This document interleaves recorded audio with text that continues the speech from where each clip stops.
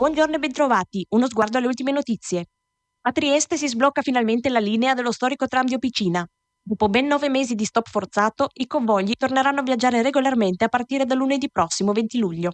L'ufficialità è arrivata da Trieste Trasporti, dopo il superamento delle ultime decisive corse di prova pre-esercizio pretese dalla Commissione Tecnica Regionale.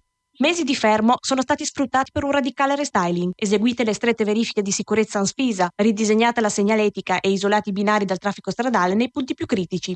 Aggiornato e riqualificato anche il personale, che torna in servizio con nuove patenti e abilitazioni per conducenti e manutentori. Furto con lieto fine a Udine ai danni di una famiglia di turisti polacchi. Venerdì sera in via Colugna i ladri hanno sfruttato la sosta in pizzeria della famiglia per spaccare il lunotto dell'auto e rubare i bagagli. La refurtiva, che conteneva computer e tablet fondamentali per il lavoro dei genitori, è stata fortunatamente ritrovata e recuperata nella notte in un'area verde vicina, grazie alla segnalazione di una passante. Tragico incidente stradale a Osopo, dove una donna di 74 anni ha perso la vita in un violentissimo scontro frontale. Il dramma si è consumato venerdì sera lungo la strada regionale 463, nei pressi dello stabilimento Fantoni. Per cause ancora in corso di accertamento, la vittima, Leonella Tessari, residente a Forgaria del Friuli, ha improvvisamente perso il controllo della sua utilitaria, invadendo la corsia opposta e impattando contro un fuoristrada guidato da un 21enne di Maiano. L'impatto è stato fatale. I sanitari del 118 non hanno potuto fare altro che constatare il decesso immediato della donna. Il giovane automobilista è stato invece trasferito all'ospedale di San Daniele. Le sue condizioni non sarebbero gravi.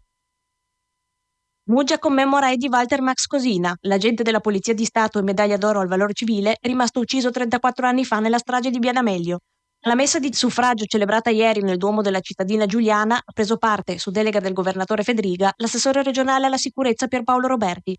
L'esponente della giunta ha voluto sottolineare come il sacrificio del poliziotto mugesano, caduto insieme al giudice Paolo Borsellino e ai colleghi della scorta il 19 luglio del 1992, rimanga un simbolo intramontabile di legalità e assoluta dedizione allo Stato.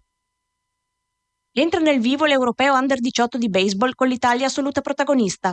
Gli azzurri hanno conquistato l'accesso alle semifinali blindando il primo posto nel girone A a punteggio pieno, grazie a un travolgente 16-2 inflitto all'Ungheria.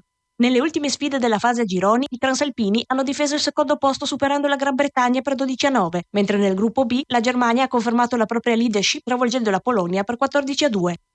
E ora il meteo per la giornata odierna. Tempo instabile con cielo variabile e con probabili rovesci e temporali sparsi a più riprese nel corso della giornata. Qualche temporale potrà essere localmente anche forte. Sulla costa, specie a Trieste, al mattino e poi di nuovo verso sera, soffierà bora moderata. In pianura le temperature minime varieranno tra i 18 e i 21 gradi, le massime fra i 29 e i 32 gradi. Sulla costa le temperature minime varieranno tra i 21 e i 24 gradi, le massime fra i 27 e i 30 gradi. Dalla redazione per ora è tutto, più tardi per le prossime notizie.